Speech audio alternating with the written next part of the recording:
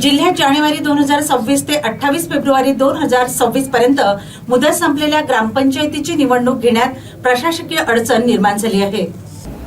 त्यामुळे कार्यकाळ संपलेल्या 980 ग्रामपंचायतीपैकी 940 ग्रामपंचायतीची सूत्रे प्रशासक म्हणून विद्यमान सरपंचाच्या हाती देण्यात आली आहे, तर प्रशासकीय समिती सदस्य म्हणून उपसरपंच व ग्रामपंचायत सदस्य राहणार आहेत। या संदर्भात मुख्य कार्यकारी अधिकारी मंदार पत्की यांनी गुरुवारी आदेश काढलेत। जिल्हा परिषद व पंचायत समितीवर गेल्या 4 वर्षांपासून प्रशासक राज आहे। आरक्षणाचा तिढा निर्माण झाल्याने स्थानिक स्वराज्य संस्थेच्या निवडणुका होऊ शकल्या नाही। आता त्याच मार्गावर ग्रामपंचायतीत देखील आहे।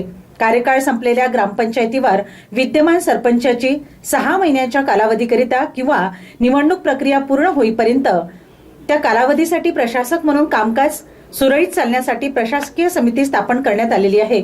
मुख्य कार्यकारी अधिकाऱ्यांना प्रशासकाची नियुक्ती करण्याचे अधिकार दिलेत। त्यानुसार विद्यमान सरपंचांना 940 ग्रामपंचायतींवर प्रशासक म्हणून नियुक्ती करण्यात आली आहे।